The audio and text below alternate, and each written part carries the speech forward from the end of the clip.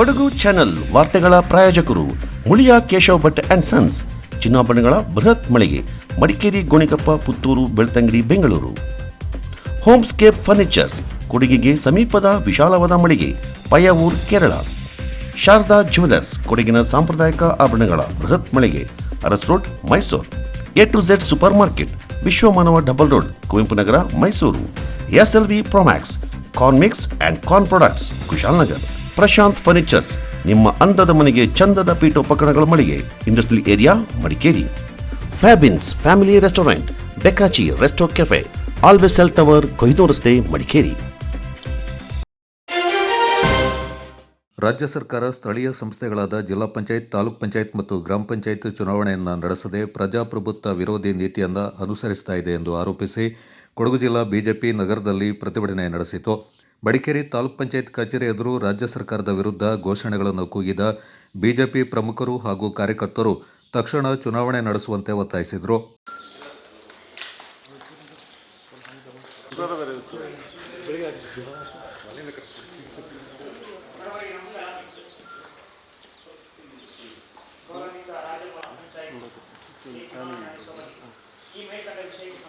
ಸಂಸ್ಥೆಗಳಾದ ಜಿಲ್ಲಾ ಪಂಚಾಯಿತಿ, ತಾಲೂಕ್ ಪಂಚಾಯಿತಿ ಮತ್ತು ಗ್ರಾಮ ಪಂಚಾಯತ್ ಚುನಾವಣೆ ನಡೆಯದೇ ಇರುವುದರಿಂದ ಅನುದಾನಕ್ಕೆ ಕುತ್ತು ಆಗಿರುತ್ತದೆ. ಸರ್ಕಾರದ ಹಠಮಾರಿತನದಿಂದ ಕಳೆದ 6 ವರ್ಷಗಳಿಂದ ಇಂದಿನವರೆಗೆ ಸತತವಾಗಿ ವಿವಿಧ ನೆಪಗಳನ್ನು ಒಡ್ಡುತ್ತಾ ಚುನಾವಣೆಯನ್ನು ಮುಂದೂಡಿಕೊಂಡು ಬಂದಿರುವುದು ತೀವ್ರವಾಗಿ ಈ ಮೂಲಕ ಖಂಡಿಸುತ್ತಾ ತಕ್ಷಣ ರಾಜ್ಯ ಚುನಾವಣಾ ಆಯೋಗ ಜಿಲ್ಲಾ, ತಾಲೂಕು ಮತ್ತು ಗ್ರಾಮ ಪಂಚಾಯಿತಿಗಳಿಗೆ ಚುನಾವಣೆ ನಡೆಸುವುದಕ್ಕೆ ಮಾನ್ಯ ರಾಜ್ಯಪಾಲರು ಮಧ್ಯಪ್ರವೇಶಿಸಿ ಸರ್ಕಾರಕ್ಕೆ ಸೂಚನೆ ನೀಡುವಂತೆ ಈ ಮೂಲಕ ವಿನಂತಿಸಲಾಗಿದೆ. ಸರ್, ಕ್ರಮ ಕೈಗೊಳ್ಬೇಕು ಸರ್. ಭಾಳ ಮುಖ್ಯವಾಗಿ ಏನಂದರೆ, ಈಗ ಗ್ರಾಮ ಪಂಚಾಯಿತಿಯಲ್ಲಿ PDOಗಳು ಹೇಳಬೇಕು ಅಂತ ಹೇಳ್ತಾರೆ. ಇವತ್ತು ಕುಡಿಯೋ ನೀರಿನ ಸಮಸ್ಯೆ ಜಾಸ್ತಿ ಆಗಿದೆ.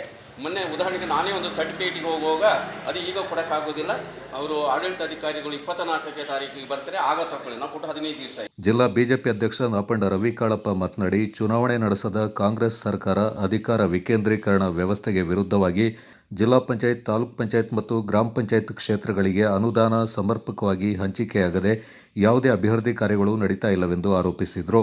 ಪ್ರಜಾಪ್ರಭುತ್ವ ವ್ಯವಸ್ಥೆಯಲ್ಲಿ ಅಧಿಕಾರ ವಿಕೇಂದ್ರೀಕರಣದಲ್ಲಿ ಬೇರೆ ಬೇರೆ ಹಂತಗಳಲ್ಲಿ ಅಧಿಕಾರವನ್ನು ವಿಕೇಂದ್ರೀಕರಣಗೊಳಿಸುವಂಥದ್ದು ಸಂವಿಧಾನದಲ್ಲಿರುವಂಥದ್ದು. ಅಂದರೆ ಲೋಕಸಭಾ ಸದಸ್ಯರು, ನಂತರ MLAಗಳು, ಅದರ ಕೆಳಗೆ ಜಿಲ್ಲಾ ಪಂಚಾಯತ್, ತಾಲೂಕ್ ಪಂಚಾಯತ್, ಗ್ರಾಮ ಪಂಚಾಯತ್ ವ್ಯವಸ್ಥೆ.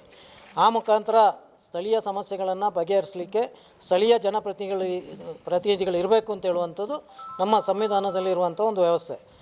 ಆದರೆ ಕಳೆದ ಹಲವು ವರ್ಷಗಳಿಂದ ಇದನ್ನು ಗಣನೆಗೆ ತಗೊಳ್ಳದೆ ಯಾವುದೇ ಇಲ್ಲಿವರೆಗೆ ಜಿಲ್ಲಾ ಪಂಚಾಯತ್, ತಾಲೂಕ್ ಪಂಚಾಯತಿ ಅಧಿಕಾರದಲ್ಲಿ ಇಲ್ಲದೆ, ಆಡಳಿತ ಮಂಡಳಿ ಇಲ್ಲದೆ ಅನೇಕ ವರ್ಷಗಳು ಕಳೆದಿದೆ. ಈಗಾಗಲೇ ಗ್ರಾಮ ಪಂಚಾಯತಿಗಳ ಸದಸ್ಯರ, ಅಧ್ಯಕ್ಷರ ಅವಧಿಯೂ ಮುಗಿದಿದೆ. ಆದರೆ ಈ ಒಂದು ಕರ್ನಾಟಕದ ರಾಜ್ಯ ಸರ್ಕಾರ ಚುನಾವಣಾ ಆಯೋಗಕ್ಕೆ ಈ ಒಂದು ಚುನಾವಣೆಗಳು ನಡೆಸಲಿಕ್ಕೆ ಅವಕಾಶವನ್ನು ಮಾಡಿಕೊಡ್ತಾ ಇಲ್ಲ. ಅದರಿಂದ ನಮ್ಮ ಬೇಡಿಕೆ ಆದಷ್ಟು ಶೀಘ್ರದಲ್ಲಿ ಈ ಒಂದು ಜಿಲ್ಲಾ ಪಂಚಾಯತ್, ತಾಲೂಕ್ ಪಂಚಾಯತ್, ಗ್ರಾಮ ಪಂಚಾಯತಿಗಳ ಚುನಾವಣೆ ನಡೆಸಬೇಕು. ಈ ಒಂದು ಚುನಾವಣೆ ನಡೆಸಲಿಕ್ಕೆ ಬೇಕಾದಂಥ ವ್ಯವಸ್ಥೆಗಳನ್ನು ರಾಜ್ಯ ಸರ್ಕಾರ ಚುನಾವಣಾ ಆಯೋಗಕ್ಕೆ ಮಾಡಿಕೊಡಬೇಕು. ಆ ಮುಖಾಂತರ ಕೆಳಮಟ್ಟದಲ್ಲಿ ಏನು ಗ್ರಾಮದ ಕೊನೆಯ ಭಾಗಗಳಿಗೂ ಸಹ ಅಭಿವೃದ್ಧಿಯ ಅದನ್ನು ತಗೊಂಡೋಗಲಿಕ್ಕೆ ಪ್ರತಿನಿಧಿಗಳಿದ್ದರೆ ಮಾತ್ರ ಸಾಧ್ಯ. ಈಗ ಅನೇಕ ಪಂಚಾಯತಿಗಳಲ್ಲಿ ಒಂದು ಜಿಲ್ಲಾ ಪಂಚಾಯತ್ನಲ್ಲಿ CO ಇರ್ಬೋದು, ತಾಲೂಕ್ ಪಂಚಾಯತ್ EO ಇರ್ಬೋದು, ಪಂಚಾಯತಿಯಲ್ಲಿ PDO ಇರ್ಬೋದು. ಅವರೆಲ್ಲ ಬೇರೆ ಕಡೆಯಿಂದ ಬಂದ ಅಧಿಕಾರಿಗಳಿರ್ತಾರೆ. ಅವರಿಗೆ ಇಲ್ಲಿಯ ಎಲ್ಲ ಸಮಸ್ಯೆಗಳು ಗೊತ್ತಿರೋದಿಲ್ಲ, ಜನರ ತೊಂದರೆಗಳು ಗೊತ್ತಿರೋದಿಲ್ಲ. ಅದರಿಂದ ಅದೆಲ್ಲ ಸರ್ಕಾರಕ್ಕೆ ಮುಟ್ಟಬೇಕು. ಅದಕ್ಕೆ ಒಂದು ಪರಿಹಾರ ಸಿಗಬೇಕು ಅಂದರೆ ಈ ಕೂಡಲೇ ಈ ಎಲ್ಲ ಹಂತದ ಈ ಒಂದು ಇದಕ್ಕೆ ಪಂಚಾಯತ್ ರಾಜ್ ವ್ಯವಸ್ಥೆಯಲ್ಲಿ ಚುನಾವಣೆ ನಡೆಸಬೇಕು ಅಂತ ಹೇಳುವಂಥದ್ದು ನಮ್ಮ ಬೇಡಿಕೆ. ಹಾಗಾಗಿ ಗ್ರಾಮ ಪಂಚಾಯತಿ ಇದ್ದು ಇಲ್ಲದಂತೆ ಆಗಿದೆ. ಜನರಿಗೆ ನೇರವಾಗಿ ಸಿಗುವಂಥದ್ದು ಗ್ರಾಮ ಪಂಚಾಯಿತಿ, ಹತ್ತಿರದಲ್ಲಿ ಸಿಗುವಂಥದ್ದು ಅದು ಇದ್ದು ಇಲ್ಲದಾಗಿದೆ. ಹಾಗಾಗಿ ಇದರ ಬಗ್ಗೆ ನೀವು PDOಗಳ ಬಗ್ಗೆ ಮತ್ತು ಆಡಳಿತಾಧಿಕಾರಿಗಳಿಗೂ ಕೂಡ ನೀವು ಸೂಚನೆ ಕೊಡಬೇಕು. ಸರ್, ಅದರ ಮಧ್ಯದಲ್ಲಿ ಆಡಳಿತಾಧಿಕಾರಿ ವಾರಕ್ಕೆ ಯಾವ ದಿವಸ ಬರ್ತಾರೆ ಅಂತೇಳಿ ಪಂಚಾಯಿತಿ ನೋಟಿಸ್ಗಳು ಹಾಕಬೇಕು. ಎರಡನೇದಾಗಿ ನಮ್ಮ ಪಂಚಾಯಿತಿಗಳಲ್ಲಿ ಈಗೇನು ನಿಮ್ಮ ಮನವಿ ಇದಿದೆ, ಅದಕ್ಕೆ ನಾಗರಿಕರಿಗೆ ಸ್ಪಂದಿಸುವಂಥದ್ದು ನಮ್ಮೆಲ್ಲರೂ ಜವಾಬ್ದಾರಿ ಇದೆ. ಆಡಳಿತಾಧಿಕಾರಿಗಳಿಗೂ ಕೂಡ ತಿಳಿಸ್ತೇವೆ. ನೀವು ಹೋಗೋ ದಿನ ಅವರಿಗೆ ಪೂರ್ವಭಾವಿಯಾಗಿ ಒಂದು ಮಾಹಿತಿಯನ್ನು ಕೊಟ್ಟು ಸರ್, ಎಲ್ಲ ಪಂಚಾಯತ್ ಬರ್ತವೆ ಅಂತ ನೋಟಿಸ್ಗಳು ಹಾಕಿ, ಹಾಗಾಗಿ ಗ್ರಾಮ ಪಂಚಾಯತಿ ವಾಟ್ಸಪ್ಗೆ ಪ್ರಚಾರ ಮಾಡ್ತಾರೆ. ಬೇಡಿಕೆ ನಮ್ಮದು ಬರೀ ಗ್ರಾಮ ಪಂಚಾಯತಿಗೆ PDO ಕೈಗೆ ಸಿಗಬೇಕು ಅಂತಲ್ಲ. ಏಕೆಂದರೆ ನಮ್ಮ ಪ್ರಜಾಪ್ರಭುತ್ವ ವ್ಯವಸ್ಥೆಯಲ್ಲಿ ಅಧಿಕಾರ ವಿಕೇಂದ್ರೀಕರಣದಲ್ಲಿ ಕೆಳ ಹಂತದಿಂದ ಮೇಲ್ಹಂತದವರಿಗೆ ಅಧಿಕಾರ ವಿಕೇಂದ್ರೀಕರಣ ಆಗಬೇಕು. ಆ ದೃಷ್ಟಿಯಿಂದ ತಾಲೂಕು ಪಂಚಾಯತ್, ಜಿಲ್ಲಾ ಪಂಚಾಯತ್, ಗ್ರಾಮ ಪಂಚಾಯತ್ ವ್ಯವಸ್ಥೆ ಇರುವಂಥದ್ದು. ಇವತ್ತೀಗ ಆ ಯಾವುದೇ ವ್ಯವಸ್ಥೆಗಳನ್ನು ಬದಿಗಿಟ್ಟು ಕತ್ತಲಲ್ಲಿಟ್ಟು ಕೇವಲ ಅಧಿಕಾರಿಗಳು ಮಾತ್ರ ಇದನ್ನು ಆಡಳಿತ ನಡೆಸುವಂಥದ್ದು ಇದು ಕ್ರಮಬದ್ಧ ಅಲ್ಲ, ಇದು ಪ್ರಜಾಪ್ರಭುತ್ವ ವ್ಯವಸ್ಥೆಗೆ ವಿರೋಧ ಅಂತ ಹೇಳುವಂಥದ್ದು. ನಮ್ಮ ಬೇಡಿಕೆ ಆದಷ್ಟು ಬೇಗ ಸರ್ಕಾರ ಚುನಾವಣಾ ಆಯೋಗಕ್ಕೆ ಈ ಒಂದು ಚುನಾವಣೆ ನಡೆಸಲಿಕ್ಕೆ ಅವಕಾಶ ಮಾಡಿಕೊಡ್ಬೇಕು. ಸರ್ಕಾರ ಏನು ರಾಜ್ಯ ಸರ್ಕಾರ ಇದೆ ಇದು ಈ ಚುನಾವಣೆ ತುರ್ತಾಗಿ ಮಾಡಬೇಕು. ಆ ಮುಖಾಂತರ ನಮ್ಮ ಸ್ಥಳೀಯ ಎಲ್ಲ ಜನಪ್ರತಿನಿಧಿಗಳಿಗೆ ಅವಕಾಶ ಮಾಡಿಕೊಡ್ಬೇಕು. ಯಾವುದೇ ಅಭಿವೃದ್ಧಿ ಆಗ್ತಾ ಇಲ್ಲ, ಅಧಿಕಾರಿಗಳು ಹೊರಗಿಂದ ಬರೋದ್ರಿಂದ ಅವರಿಗೆ ಸ್ಥಳೀಯ ಸಮಸ್ಯೆ ಗೊತ್ತಿರೋದಿಲ್ಲ. ಸ್ಥಳೀಯ ಪ್ರತಿನಿಧಿಗಳಿದ್ದರೆ ಪಂಚಾಯತ್ ಸದಸ್ಯರು, ತಾಲೂಕು ಜಿಲ್ಲಾ ಪಂಚಾಯತಿ ಇಲ್ಲಿಯ ಪ್ರತಿನಿಧಿಗಳಿದ್ದರೆ ಅವರು ಅಲ್ಲೆಲ್ಲ ಸ್ಥಳೀಯ ಸಮಸ್ಯೆಗಳನ್ನ ತಿಳಿದಿರ್ತಾರೆ. ಅವರು ಅದನ್ನು ಸರ್ಕಾರ ಮಟ್ಟಕ್ಕೋ ಸಭೆಗಳಲ್ಲಿ ಮಂಡಿಸುವಂಥದ್ದು, ಅದಕ್ಕೆ ಪರಿಹಾರ ಕಂಡುಕೊಳ್ಳುವಂಥದ್ದು ಮಾಡ್ಬೋದು ಅಂತ ಹೇಳುವಂಥದ್ದು ಇವತ್ತು ನಮ್ಮ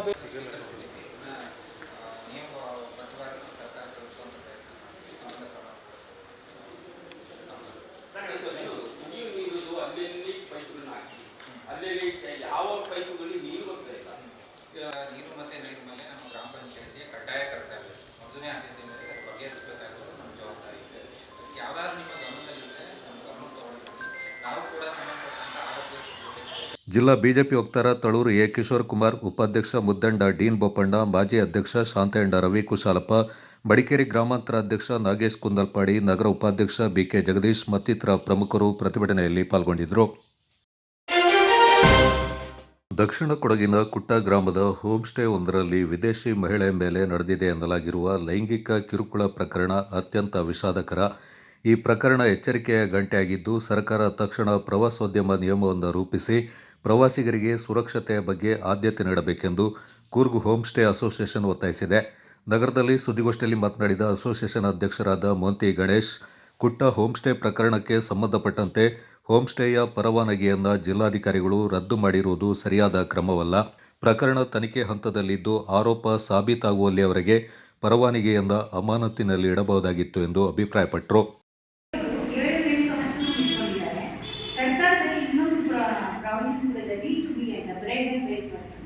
ಅವ್ರಿಗೆ ಏನಾಗ್ತದೆ ಅಂತಂದರೆ ಅದಕ್ಕೂ ಒಂದು ಬೇರೆ ಅದಕ್ಕೆ ನೀವು ಕೇರ್ ಟೇಕರ್ ಇಟ್ಕೋಬೋದು, ಲೀಸ್ ಕೊಡ್ಬೋದು, ರೆಂಟ್ ಕೊಡ್ಬೋದು B2B ಅಲ್ಲಿ.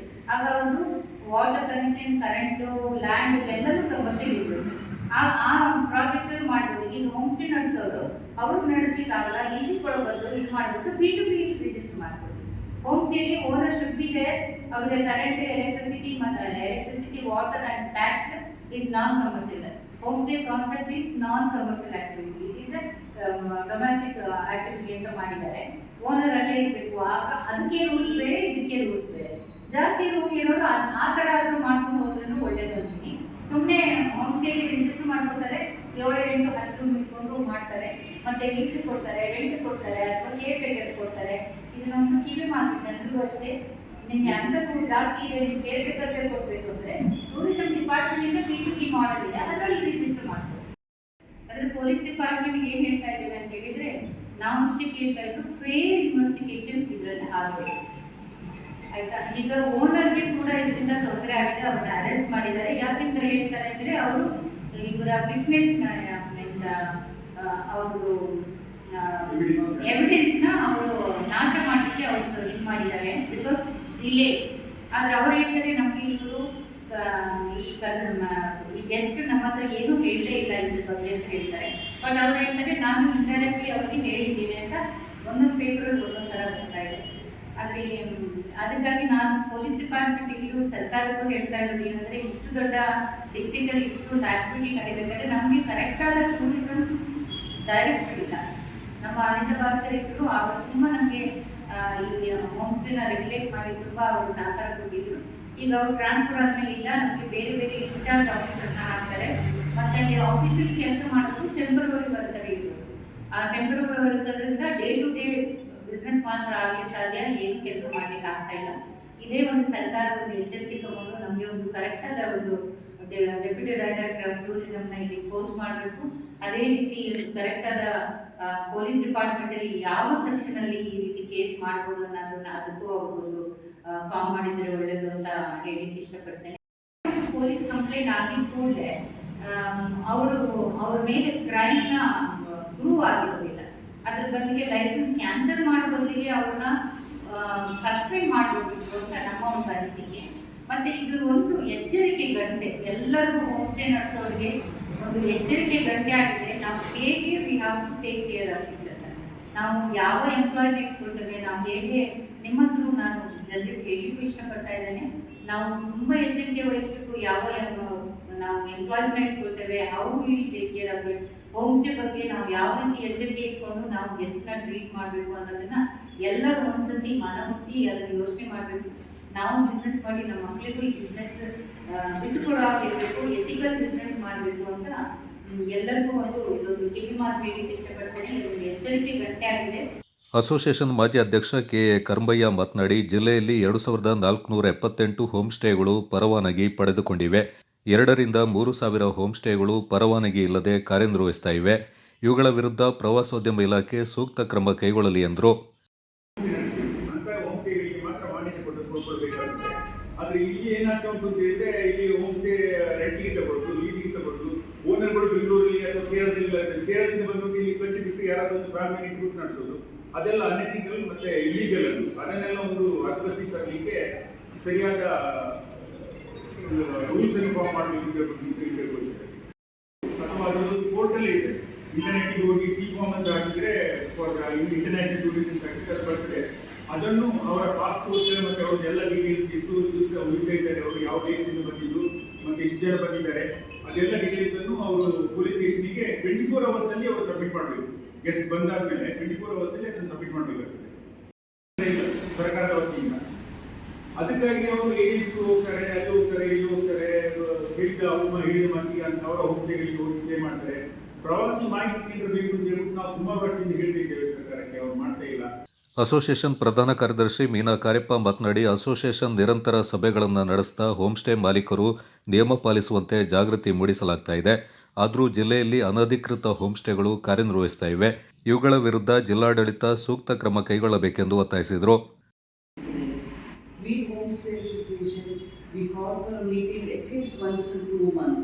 We have a committee meeting, we advise everyone, and each committee is from different places.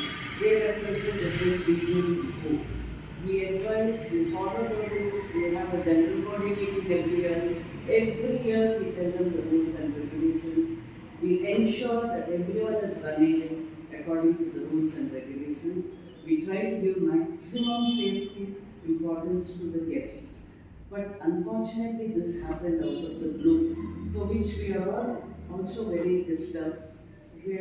We are trying our best to improve everything in all the regions in Coorg, because Coorg is really a hub for tourism now, provided we get the backing from the government. We first need a deputy director of tourism in Coorg, which is not happening at all. This is the problem. We want to report to somebody, relate to somebody, tell our views, get their advice. That is not happening. Association ಉಪಾಧ್ಯಕ್ಷ ನವೀನ್ ಅಂಬೇಕಲ್, ಮಾಜಿ ಅಧ್ಯಕ್ಷ ಮದನ್ ಸೋಮಣ್ಣ ಸುದ್ದಿಗೋಷ್ಠಿಯಲ್ಲಿ ಪಾಲ್ಗೊಂಡಿದ್ದರು. ಮಡಿಕೇರಿಯ ತಣಲ್ ಆಶ್ರಮದಲ್ಲಿ ಕಳೆದ 4 ವರ್ಷಗಳಿಂದ ಆಶ್ರಯ ಪಡೆದುಕೊಂಡಿದ್ದ ಮೈನಾ ಎಂಬ ಯುವತಿಗೆ ಬೆಟ್ಟತ್ತೂರಿಂದ ಪೂವಣ್ಣ ಎಂಬವರ ಬಾಳು ಕೊಡಲು ಮುಂದಾಗಿದ್ದು, ಅಭಿಮಾನಿಗಳು ಹಾಗೂ ವರನ ಪೋಷಕರು ಮತ್ತು ಬಂಧುಗಳ ಸಮ್ಮುಖದಲ್ಲಿ ಈ ಸರಳ ವಿವಾಹ ಸಮಾರಂಭ ನಡೆಯಿತು. ಕೊಡವ ಸಂಪ್ರದಾಯದಂತೆ ನಡೆದ ವಿವಾಹ ಸಮಾರಂಭಕ್ಕೆ ಮಡಿಕೇರಿ ನ್ಯಾಯಾಲಯದ ನ್ಯಾಯಾಧೀಶರಾದ ಶುಭಾ, ಮಡಿಕೇರಿ ಕ್ಷೇತ್ರದ ಶಾಸಕ ಡಾಕ್ಟರ್ ಮಂತ್ರಗೌಡ, ಮಡಿಕೇರಿ ಆಕಾಶವಾಣಿಯ ನಿವೃತ್ತ ಉದ್ಘೋಷಕಿ ಕೂಪದಿರ ಶಾರದಾ ನಂಜಪ್ಪ, ಕೊಡಗು ಏಕೀಕರಣ ರಂಗದ ಮುಖ್ಯಸ್ಥರಾದ ಅಜ್ಜಿನಂಡ ತಮ್ಮುಪುವಯ್ಯ, ತಣಲ್ ಸಂಸ್ಥೆಯ ಅಭಿಮಾನಿಗಳು ಸೇರಿದಂತೆ ಮಾನವೀಯ ಸ್ನೇಹಿತರ ಒಕ್ಕೂಟದ ಕೆಲವು ಸದಸ್ಯರು ಪಾಲ್ಗೊಂಡರು.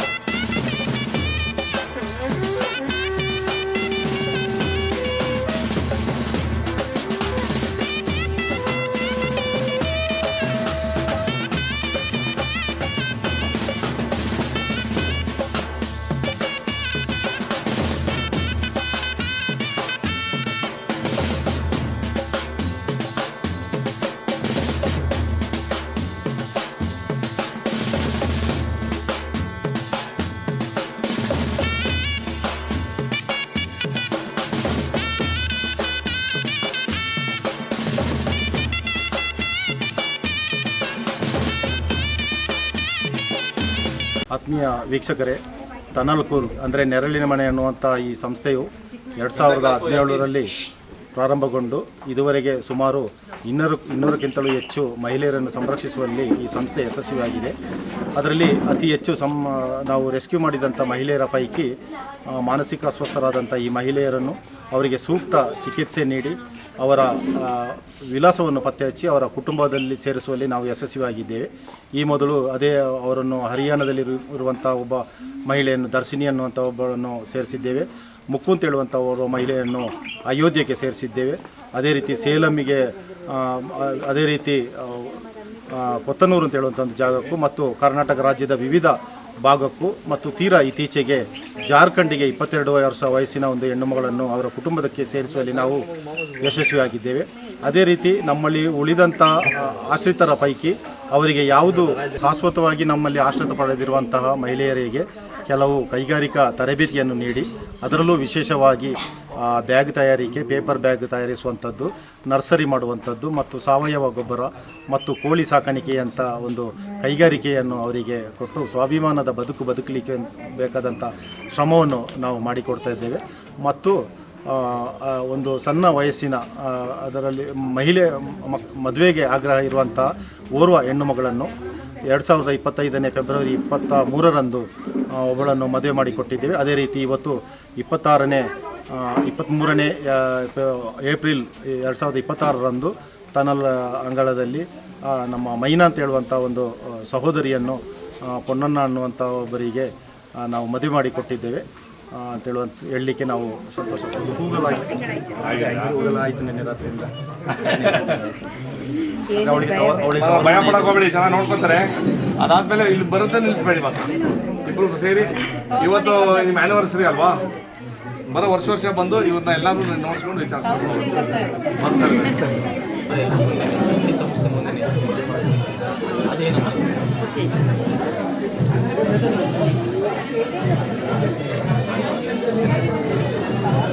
ಹೆಸರು ಕೇಳ್ಕೊಟ್ರ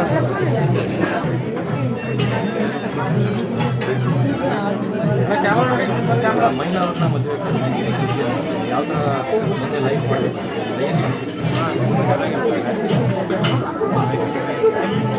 ಸಂಸ್ಥೆ ಅಧ್ಯಕ್ಷ ಮೊಹಮ್ಮದ್ ಮುಸ್ತಫಾ, ಪದಾಧಿಕಾರಿಗಳಾದ ಬಾಳೆಯಡ ದಿವ್ಯಾ ಮಂದಪ್ಪ, ಡೇವಿಡ್ ವೇಗಸ್ ಇವರು ಅತಿಥಿಗಳನ್ನು ಉಪಚರಿಸಿದರು. ತಣಲ್ ಸಂಸ್ಥೆಯ ಆಶ್ರಿತರಾದ ಹಿರಿಯ ಜೀವಗಳು ಸೇರಿದಂತೆ ಸಾರ್ವಜನಿಕರು ನೂತನ ವಧುವರರನ್ನು ಹರಸಿದರು.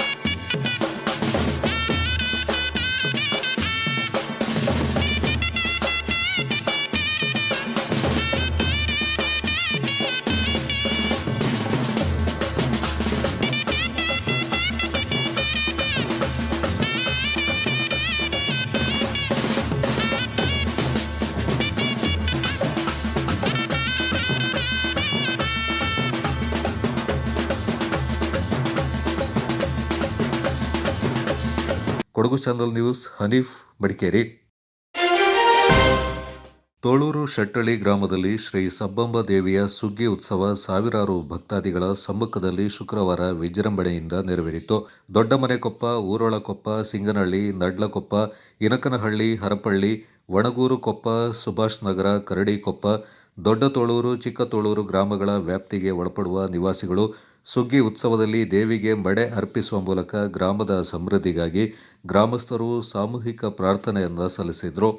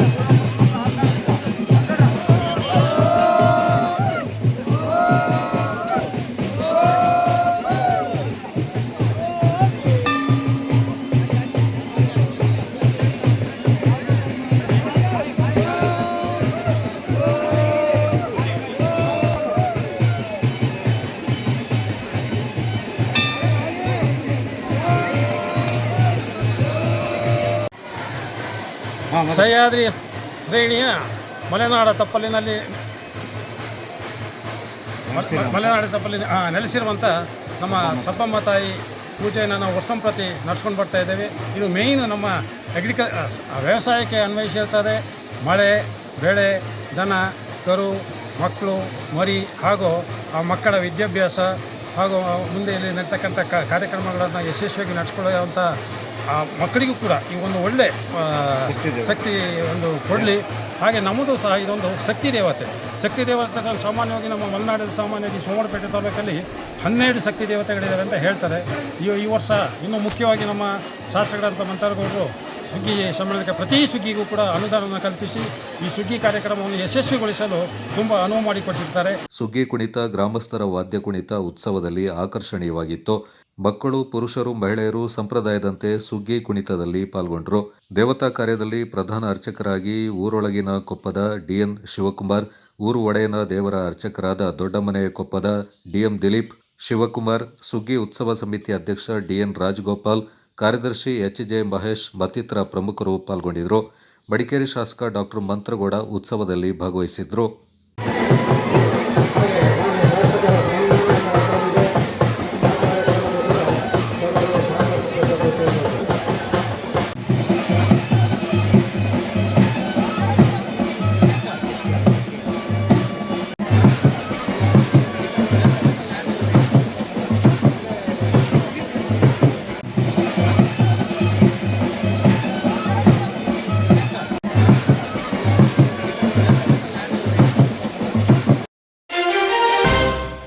ಕರ್ನಾಟಕ ರಾಜ್ಯ ಲ್ಯಾಂಪ್ಸ್ ಸಹಕಾರ ಮಹಾಮಂಡಲದ 2026-31ನೇ ಸಾಲಿನ ನೂತನ ಆಡಳಿತ ಮಂಡಳಿಯ ಅಧ್ಯಕ್ಷರಾಗಿ ಕೊಡಗು ಜಿಲ್ಲೆಯ ಬಸವನಹಳ್ಳಿ ಸಹಕಾರ ಸಂಘದ ಅಧ್ಯಕ್ಷ, ಕೂಡಿಗೆ ಸಹಕಾರ ಸಂಘದ ನಿರ್ದೇಶಕ, ಲ್ಯಾಂಪ್ಸ್ ಸಹಕಾರ ಮಹಾಮಂಡಳದ ಕೊಡಗು ಜಿಲ್ಲಾ ನಿರ್ದೇಶಕ ಎಸ್ಆರ್ ಅರುಣ್ ರಾವ್ ಚುನಾಯಿತರಾದರು. ಮೈಸೂರಿನಲ್ಲಿರುವ ಕರ್ನಾಟಕ ರಾಜ್ಯ ಲ್ಯಾಂಪ್ಸ್ ಸಹಕಾರ ಸಂಘದ ಕಚೇರಿಯಲ್ಲಿ ಅಧ್ಯಕ್ಷ, ಉಪಾಧ್ಯಕ್ಷ ಸ್ಥಾನದ ಚುನಾವಣೆಗೆ 2 ನಾಮಪತ್ರಗಳು ಸಲ್ಲಿಕೆಯಾಗಿದ್ದವು. ನಂತರ ನಡೆದ ಚುನಾವಣೆಯಲ್ಲಿ ಕೊಡಗು ಜಿಲ್ಲೆಯ ಎಸ್ಆರ್ ಅರುಣ್ ರಾವ್ಗೆ 9 ಮತಗಳು, ಉಡುಪಿ ಜಿಲ್ಲೆಯ ರಾಘವ ನಾಯ್ಕಗೆ 3 ಮತಗಳು ಲಭಿಸಿದವು. ಉಪಾಧ್ಯಕ್ಷ ಸ್ಥಾನಕ್ಕೆ ಸಿದ್ದು ಮಲಗೌಡ ಪಾಟೀಲ್, ಚಾಮರಾಜನಗರ ಜಿಲ್ಲೆಯ ಸುಬ್ರಹ್ಮಣ್ಯ ಸ್ಪರ್ಧಿಸಿದರು. ಇದರಲ್ಲಿ ಉಪಾಧ್ಯಕ್ಷರಾಗಿ ಸಿದ್ದು ಮಲಗೌಡ ಪಾಟೀಲ್ 9 ಮತಗಳನ್ನು ಗಳಿಸಿ ಉಪಾಧ್ಯಕ್ಷರಾಗಿ ಆಯ್ಕೆಗೊಂಡರು. ಚುನಾವಣೆಯಲ್ಲಿ ಭಾಗವಹಿಸಲು 15 ಮಂದಿ ನಿರ್ದೇಶಕರಿಗೆ ಅವಕಾಶ ಇದ್ದರೂ ಕೂಡ 12 ಮಂದಿ ನಿರ್ದೇಶಕರು ಚುನಾವಣೆಯಲ್ಲಿ ಪಾಲ್ಗೊಂಡಿದ್ದರು. 3 ಮಂದಿ ನಿರ್ದೇಶಕರು ಗೈರು ಹಾಜರಾಗಿದ್ದರು. ಅರುಣ್ ರಾವ್ ಗೆಲುವಿಗೆ ಕಾಂಗ್ರೆಸ್ ಮುಖಂಡರಾದ ನಾಪಂಡ ಮುತ್ತಪ್ಪ ಮತ್ತಿತರರು ಕಾರಣಕರ್ತರಾದರು.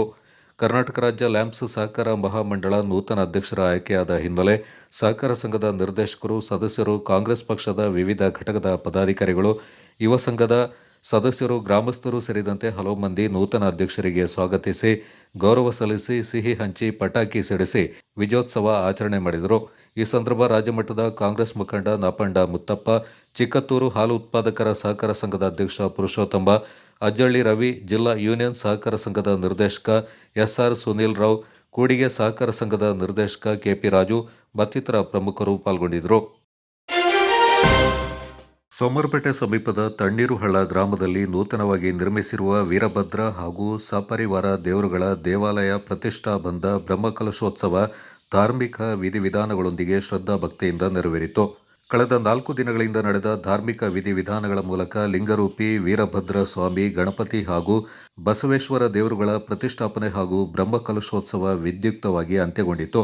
ಶಿವಪ್ರಸಾದ್ ಪುರೋಹಿತ್ವದ ಅರ್ಚಕರ ತಂಡ ದಿನಾಂಕ 21ರ ಮಂಗಳವಾರದಂದು ಸಾಮೂಹಿಕ ಪ್ರಾರ್ಥನೆ, ಬುಧವಾರದಂದು ನವಗ್ರಹ ಹೋಮ, ಶಾಂತಿ ಪ್ರಾಯಶ್ಚಿತ್ತ ಹೋಮ ಸೇರಿದಂತೆ ವಿವಿಧ ಪೂಜೆಗಳು ನೆರವೇರಿದವು. 23ರ ಗುರುವಾರ ಗಣಪತಿ, ಬಸವೇಶ್ವರ ಹಾಗೂ ವೀರಭದ್ರ ದೇವರ ಬಿಂಬ ಪ್ರತಿಷ್ಠೆ, 24ರ ಶುಕ್ರವಾರದಂದು ಗಣಯಾಗ, ಕಲಶಾಭಿಷೇಕ, ಪ್ರಸನ್ನ ಪೂಜೆ, ದೇವರ ಉತ್ಸವ, ದರ್ಶನ ಬಲಿ, ಮಹಾಪೂಜೆ, ಮಹಾಮಂಗಳಾರತಿ ನೆರವೇರಿತು.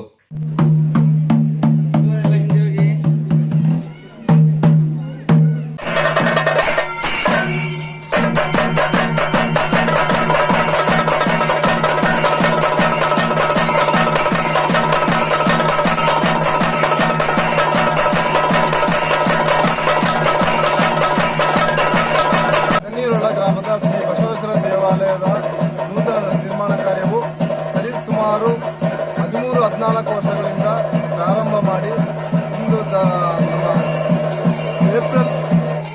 23ರಂದು ಪ್ರತಿಷ್ಠಾಪನಾ ಬ್ರಹ್ಮಕಲಶೋತ್ಸವ ಆಗಿದೆ. ಇದು 4 ದಿನಗಳಿಂದ ಪ್ರಾರಂಭವಾಗಿ ಇಂದು ಏಪ್ರಿಲ್ 24ರಂದು ಕೊನೆಗೊಳ್ಳಲಿದೆ. ಮೊದಲನೇ ದಿನ ಏನು ಹೋಮ ಹವನಗಳು ಪ್ರಾರಂಭವಾಗಿ, ಎರಡನೇ ದಿನವೂ ಏನು ನ್ಯಾಸಾದಿಗಳು ಮತ್ತು ವಿಧಗಳು ಪ್ರಾರಂಭ ಮಾಡಿ 23ರಂದು ದೇವರ ಪ್ರತಿಷ್ಠಾಪನೆಯನ್ನು ಮಾಡಿ ಇಂದು 24ನೇ ಬ್ರಹ್ಮಕಲಶೋತ್ಸವ ಮಾಡಿ ಈ ಒಂದು ಹಾಗೂ ಉತ್ಸವ ಮೂರ್ತಿಯನ್ನು ಮೆರವಣಿಗೆ ಮೂಲಕ ಕೊಂಡೊಯ್ದು ಈ ಒಂದು ಬ್ರಹ್ಮಕಲಶೋತ್ಸವವನ್ನು ಮುಕ್ತಾಯಗೊಳಿಸುವ ಕನಸು, ಈ ಕನಸು ಇಂದು ನನಸಾಗಿ ಪೂರ್ಣಗೊಂಡಿದೆ.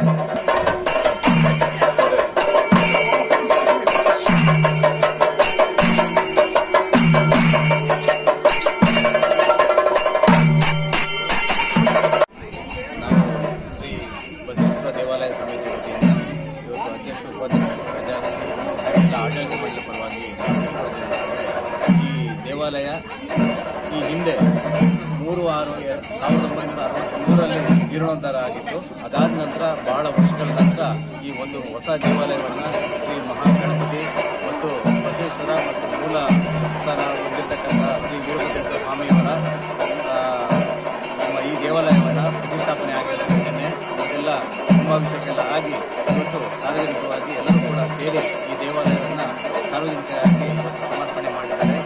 ಈ ಹಿಂದೆ ದೇವಾಲಯವನ್ನು ಬರಗಳಿ ಎಸ್ಟೇಟ್ನ ಕುಟುಂಬಸ್ಥರು ಇದನ್ನು ಈ ಊರಿಗೆ ನೀಡಿದ್ದು, ಅದಾದ ನಂತರ ಈ ಗ್ರಾಮದಲ್ಲಿ ಹಲವಾರು ಜನಸಂಖ್ಯೆ ಬೆಳೀತಾ ಹೊಸ ದೇವಾಲಯವನ್ನು ನಿರ್ಮಾಣ ಮಾಡಿದ್ದಾರೆ.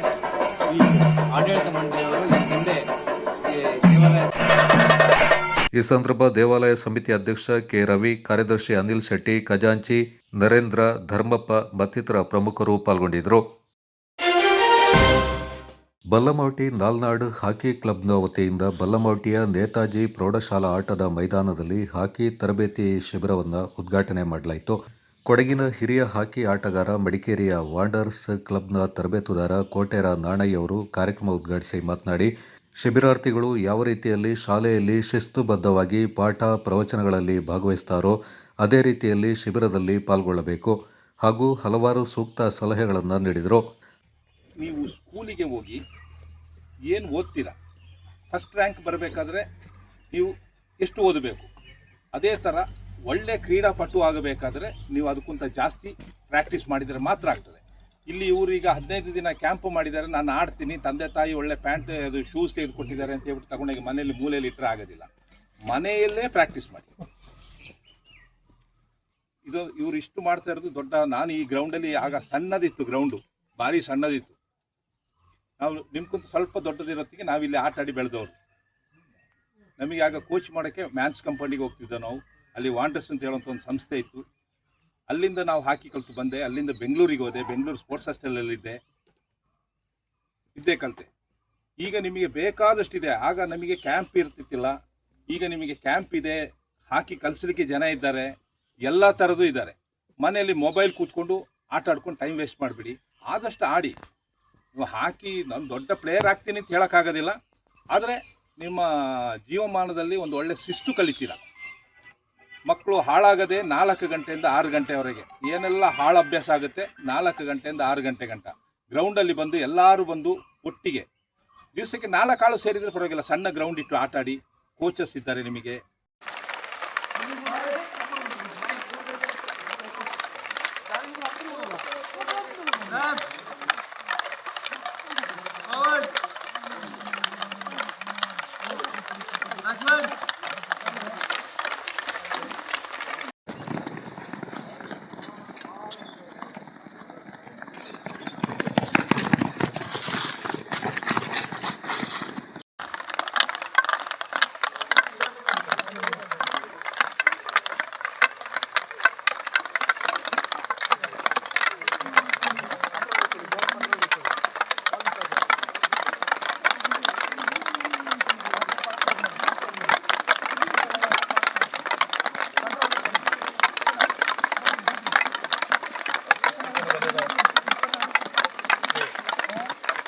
ಸಂಘದ ಅಧ್ಯಕ್ಷರಾದ ಕರವಂಡ ಸುರೇಶ್ ಅವರ ಅಧ್ಯಕ್ಷತೆಯಲ್ಲಿ ನಡೆದ ಕಾರ್ಯಕ್ರಮದಲ್ಲಿ ಮುಖ್ಯ ಅತಿಥಿಯಾಗಿ ಅಪ್ಪಚಟ್ಟೋಳಂಡ ಡಾಲಿ ಬೋಪಯ್ಯ, ನುಚ್ಚಿಮಡಿಯಂಡ ಗಣೇಶ್ ಅವರು ಪಾಲ್ಗೊಂಡಿದ್ದರು.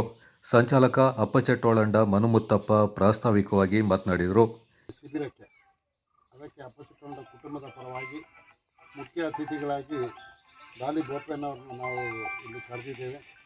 ಡಾಲಿ ಬೋಪಯ್ಯನವರು ಈ ನಮ್ಮ ಸಂಘ ಪ್ರಾರಂಭವಾದ ಹೆಚ್ಚು ಕಮ್ಮಿ 2000 ಇಸವಿಯಲ್ಲಿ ಹೆಚ್ಚು ಕಮ್ಮಿ 26 ವರ್ಷಗಳ ಹಿಂದೆ ಈ ಒಂದು ಸಂಘವನ್ನು ಪ್ರಾರಂಭ ಮಾಡುವಾಗ ಅವರು ಸಮೇತ ಈ ಒಂದು ನಿರ್ದೇಶಕರಾಗಿ ಬಹಳಷ್ಟು ಶ್ರಮವಹಿಸಿ ಇಲ್ಲಿ ಈ ಮಟ್ಟಕ್ಕೆ ಇಲ್ಲಿ ಒಂದು ಈ ಟೂರ್ನಮೆಂಟ್ ನಡೆಯಲು ಅಥವಾ ಈ ನಾಲ್ನಾಡು ಕಪ್ ನಡೆಯಲು ಅಥವಾ ನಮ್ಮ ಕೋಚಿಂಗ್ ಕ್ಯಾಂಪ್ ನಡೆಯಲು ಕಾರಣಕರ್ತರು ಆಗಿದ್ದಾರೆ.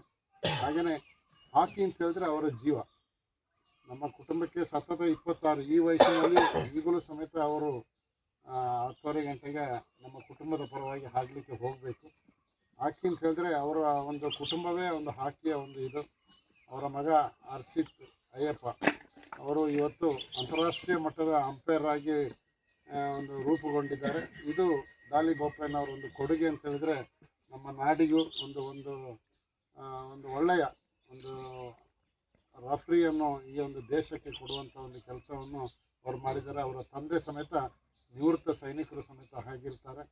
ಅವರು ಇವತ್ತು ನಮ್ಮ ವೇದಿಕೆಯಲ್ಲಿ ಉಪಸ್ಥಿತರಿದ್ದಾರೆ.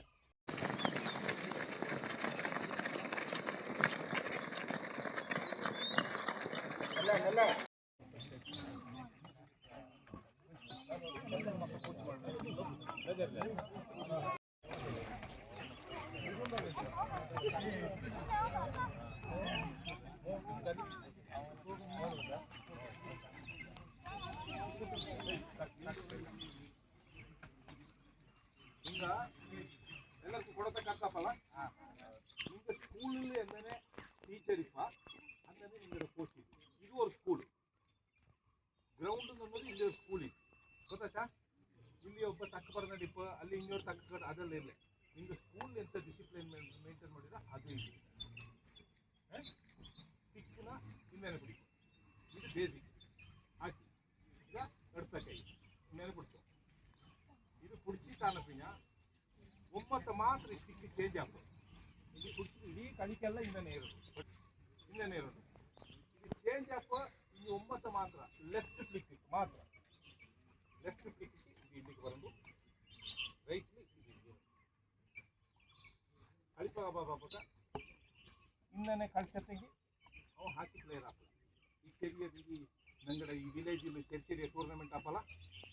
ಫ್ಯಾಮಿಲಿ ಟೂರ್ನಮೆಂಟ್ ನಾಲ್ನಾಡು ಟೂರ್ನಮೆಂಟ್ ಏನಿದೆ ನಾಲ್ನಾಡು ಟೂರ್ನಮೆಂಟ್ ಕన్నా ಜಾಸ್ತಿ ಆಗಲ್ಲ. ಅದು ಕೈಲ ಎಟ್ಕೊಂಡು ಕಳಿಪಾ ಬಾಬಾಗ ಈಗ ಮಂಡೆಯಿಂದನೇ ಇರೋದು ಕಾಲಿಚ್ಚಕ್ಕೆ ಮಡಗಿಸಿರೋದು ಮಂಡೆಯಿಂದನೇ ಇರೋದು. ಕಣ್ಣು ಇಲ್ಲಿ ಇರೋದು ಮಂಡೆ ಕೊಡಿಲಿರೋದು ಇಲ್ಲ ಗಂಡು ಕಣ್ಣು ಬಾಲಲ್ಲಿ ಇರೋದು ಕಣ್ಣನ್ನು ಮಾತ್ರ ನೋಡ್ಕೊ ಮಂಡ್ಯದ ನೆತ್ತುವಾಗ ಎನ್ನದ ನನ್ನಕ್ಕ ನಾನು ಇನ್ನೇ ಕಳ್ತೀನಿ ನಿಂತು ಇದಕ್ಕೆ ನಂಗೆ ಪ್ಲೇಯರ್ ಗ್ರೌಂಡ್ ಕಾಂಬ ನಂಗೆ ಇಡೀ ಗ್ರೌಂಡ್ ಕಾಂಗೋದು ಇಡೀ ಗ್ರೌಂಡ್ ಕಾಂಬ ಮಂಡ್ಯ ನೆನಪಿಸ್ಕೊಂಡು ಕಾಟಿದಾರಿ ನೋಡ್ರಿ ನಾಲ್ಕು. ಈ ಸಂದರ್ಭ ತರಬೇತುದಾರರಾದ ಅಂಜಪರವಂಡ ರೋಷನ್, ಅಪ್ಪಚೆಟ್ಟೋಳಂಡ ಅಯ್ಯಪ್ಪ, ಕರವಂಡ ಅಪ್ಪಣ್ಣ ಹಾಗೂ ನಾಲ್ನಾಡು ಹಾಕಿ ಕ್ಲಬ್ನ ಉಪಾಧ್ಯಕ್ಷ ಕೈಬಿಲಿರ ಉಮೇಶ್ ಉತ್ತಪ್ಪ, ಬೈರೂಡ ಮಾಚಯ್ಯ, ನಾಲ್ನಾಡು ಹಾಕಿ ಕ್ಲಬ್ನ ಸಹ ಕಾರ್ಯದರ್ಶಿ ಮಚ್ಚೂರ ಯದುಕುಮಾರ್ ಸೇರಿದಂತೆ ಸಮಿತಿ ಸದಸ್ಯರು ಪಾಲ್ಗೊಂಡಿದ್ದರು. Kodagu channel news, Duggala Sadananda, Napoklu. Galibeedu champions club season 4 ವತಿಯಿಂದ ಕ್ರಿಕೆಟ್ ಪಂದ್ಯಾಟ ಮತ್ತು ವಿವಿಧ ಕ್ರೀಡಾಕೂಟಗಳನ್ನು ಏಪ್ರಿಲ್ 25 ಹಾಗೂ 26ರಂದು ಏರ್ಪಾಡು ಮಾಡಲಾಗಿದೆ ಎಂದು ಕ್ಲಬ್ನ ಅಧ್ಯಕ್ಷ ಕಪಿಲ್ ಕುಮಾರ್ ದುಗ್ಗಳ ತಿಳಿಸಿದ್ದಾರೆ. ನಗರದಲ್ಲಿ ಸುದ್ದಿಗೋಷ್ಠಿಯಲ್ಲಿ ಮಾತನಾಡಿದವರು 2 ದಿನಗಳ ಕಾಲ ನಡೆಯುವ ವಿವಿಧ ಕ್ರೀಡಾ ಸ್ಪರ್ಧೆಗಳ ಕುರಿತು ಮಾಹಿತಿಯನ್ನು ನೀಡಿದರು. ಆಹ್ವಾನಿತ 6 ತಂಡಗಳಿಂದ ಕ್ರಿಕೆಟ್ ಪಂದ್ಯಾಟ, ಪುರುಷ ಹಾಗೂ ಮಹಿಳೆಯರ ಮುಕ್ತ ಹಗ್ಗ ಜಗ್ಗಾಟ ಕ್ರೀಡೆಗಳು ನಡೆಯಲಿವೆ. ಅಲ್ಲದೆ ಪುರುಷರ ಗುಡ್ಡಗಾಡು ಓಟದ ಸ್ಪರ್ಧೆಯನ್ನು ಕೂಡ ಆಯೋಜಿಸಲಾಗಿದ್ದು, ಗಾಳಿಬೀಡು ಪ್ರೌಢಶಾಲಾ ಮೈದಾನದ ಬಳಿಯಿಂದ ಸ್ಪರ್ಧೆ ಆರಂಭಗೊಳ್ಳಲಿದೆ ಎಂದರು. 2026ರಂದು ಗಾಳಿಬೀಡು ಶಾಲಾ ಮೈದಾನದಲ್ಲಿ ಕ್ರಿಕೆಟ್ ಪಂದ್ಯಾಟ ಹಾಗೂ ವಿವಿಧ ರೀತಿಯ ಕ್ರೀಡಾ ಚಟುವಟಿಕೆಗಳನ್ನ ಆಯೋಜನೆ ಮಾಡಿಕೊಂಡಿದ್ದೇವೆ.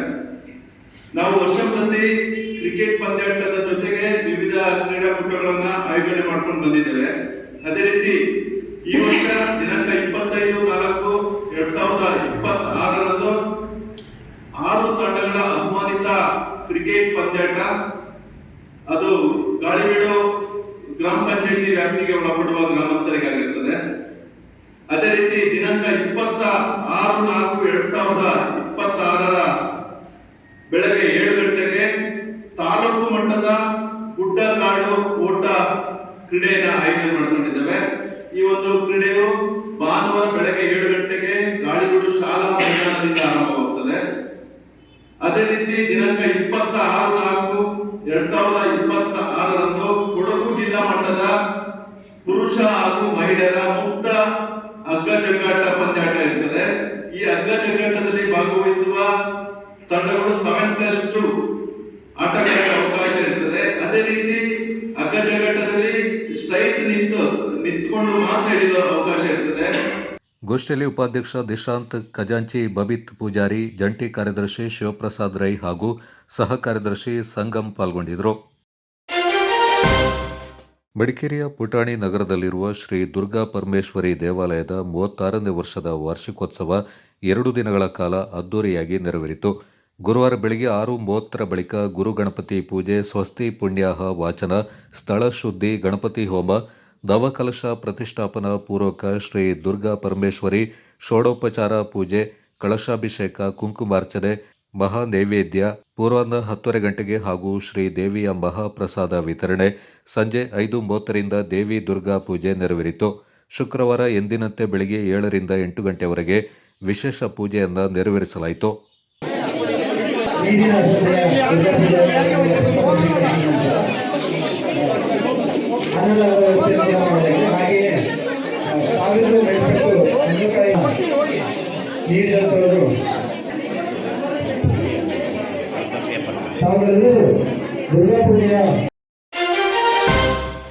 ಅಖಿಲ ಅಮ್ಮ ಕೊಡವ ಸಮಾಜದ ವತಿಯಿಂದ ಬಾನಂಡ ಕುಟುಂಬದ ಸಹಯೋಗದಲ್ಲಿ ಮೇ 1ರಿಂದ 3ರವರೆಗೆ ಬಾನಂಡ ಕಪ್ ಕ್ರಿಕೆಟ್ ಪಂದ್ಯಾವಳಿ ದಕ್ಷಿಣ ಕೊಡಗಿನ ಮಾಯಮುಡಿ ಶಾಲಾ ಮೈದಾನದಲ್ಲಿ ನಡೆಯಲಿದೆ.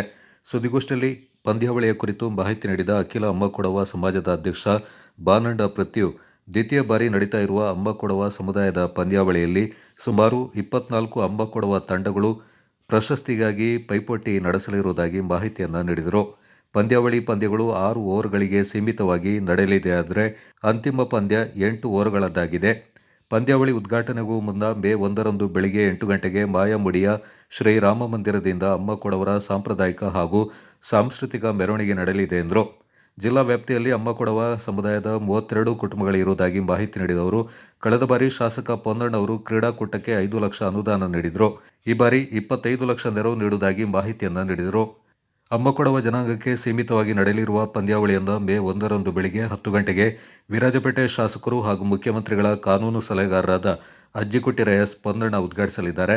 ಸಭಾಧ್ಯಕ್ಷತೆಯನ್ನು ಬಾನಂಡ ಕುಟುಂಬದ ಅಧ್ಯಕ್ಷರಾದ ಬಾನಂಡ ಎಸ್ ರಮೇಶ್ ವಹಿಸಲಿದ್ದು, ಅಖಿಲ ಅಮ್ಮ ಕೊಡವ ಸಮಾಜದ ಅಧ್ಯಕ್ಷರು ಹಾಗೂ ಜಿಲ್ಲಾ ಪಂಚಾಯಿತಿ ಮಾಜಿ ಸದಸ್ಯ ಬಾನಂಡ ಎನ್ ಪೃಥ್ವಿ ಪಾಲ್ಗೊಳ್ಳಲಿದ್ದಾರೆಂದರು. 2015ನೇ ಇಸ್ವಿಯಿಂದ ನಾವು ಆಯೋಜನೆಯನ್ನು ಮಾಡಿದ್ವಿ. ಈ ಬಾರಿ ಬಹಳ ಅದ್ದೂರಿಯಾಗಿ ಮಾಯಮುಡಿ ಸರ್ಕಾರಿ ಹಿರಿಯ ಪ್ರಾಥಮಿಕ ಶಾಲಾ ಮೈದಾನದಲ್ಲಿ ನಾವು 3 ದಿನಗಳ ಕಾಲ ಅಮ್ಮ ಕೊಡವ ಸಮಾಜ ಹಾಗೂ ಬಾನಂಡ ಕುಟುಂಬಸ್ಥರು 2 ಸಹಾಯಕರು ನಾವು ಈ ಕ್ರಿಕೆಟ್ ಪಂದ್ಯವನ್ನು ಆಯೋಜನೆಯನ್ನು ಮಾಡ್ತಾ ಇದ್ದೀವಿ. ಮೊದಲನೇದಾಗಿ ಬೆಳಿಗ್ಗೆ 9 ಗಂಟೆಗೆ ನಾವು ನಮ್ಮ ಮಾಯಮುಡಿ ಸರ್ಕಾರಿ ಹಿರಿಯ ಪ್ರಾಥಮಿಕ ಶಾಲೆಯ ಹತ್ತಿರ ಭಜನಾ ಮಂದಿರ ಶ್ರೀರಾಮ ದೇವಸ್ಥಾನ ಇದೆ. ಅಲ್ಲಿ ನಾವು ಎಲ್ಲ ಕುಟುಂಬಸ್ಥರು ಸೇರಿ ಮೆರವಣಿಗೆಯ ಮೂಲಕ ನಾವು ಸರ್ಕಾರಿ ಶಾಲೆಯನ್ನು ಪ್ರವೇಶವನ್ನು ಮಾಡ್ತಾ ಇದ್ದೇವೆ. ಎಲ್ಲರೂ ನಾವು ನಮ್ಮ ಏನು ಸಂಸ್ಕೃತಿ, ನಮ್ಮ ಉಡುಪು ತೊಡುಪುಗಳು ಏನಿದೆ ಅದರ ಪ್ರಕಾರವೇ ನಾವು ಸರ್ಕಾರಿ ಶಾಲೆಗೆ ಮೆರವಣಿಗೆಯ ಮೂಲಕ ದೇವರನ್ನು ಪ್ರಾರ್ಥಿಸಿ ನಾವು ಮೊದಲನೇದಾಗಿ ಕಾರ್ಯಕ್ರಮವನ್ನು ಹಮ್ಮಿಕೊಳ್ತಾ ಇದ್ದೇವೆ. ಆ ದಿನದ ಮುಖ್ಯ ಉದ್ಘಾಟನಾ ಸಮಾರಂಭ 1ನೇ ತಾರೀಕು ಉದ್ಘಾಟನಾ ಸಮಾರಂಭದ ಕಾರ್ಯಕ್ರಮದ ಉದ್ಘಾಟನೆಯನ್ನು ನಮ್ಮ ಮಾನ್ಯ ವಿರಾಜಪೇಟೆ ಕ್ಷೇತ್ರದ ಶಾಸಕರು ಹಾಗೂ ಮುಖ್ಯಮಂತ್ರಿಗಳ ಕಾನೂನು ಸಲಹೆಗಾರರಾದಂಥ ಎಸ್ ಪೊನ್ನಣ್ಣವರು ಉದ್ಘಾಟನೆ ಮಾಡುವುದರ ಮೂಲಕ ಕಾರ್ಯಕ್ರಮಕ್ಕೆ ಚಾಲನೆಯನ್ನು ನೀಡಲಿದ್ದಾರೆ. ಅದೇ ರೀತಿ ನಮ್ಮ ಕುಟುಂಬದ ಹಿರಿಯರಾದಂಥ ಎಸ್ ರಮೇಶ್ ಅವರು ಅಧ್ಯಕ್ಷತೆಯನ್ನು ವಹಿಸಿಕೊಂಡಿದ್ದಾರೆ ಬಾನಂಡ ಕುಟುಂಬದ. ಅದೇ ರೀತಿ ಸಭಾಧ್ಯಕ್ಷರ ಸ್ಥಾನವನ್ನು ಇಲ್ಲ ಅಂಬಕೊಡ ಸಮಾಜದ ಅಧ್ಯಕ್ಷರಾದ ಹಾಗೂ ಮಾಜಿ ಜಿಲ್ಲಾ ಪಂಚಾಯತ್ ಸದಸ್ಯರಾದಂಥ ಬಾನಂದ ಕೃತಿಯವರು ಸಭಾಧ್ಯಕ್ಷ ಕಾರ್ಯಕ್ರಮವನ್ನು ಹಮ್ಮಿಕೊಂಡಿದ್ದಾರೆ.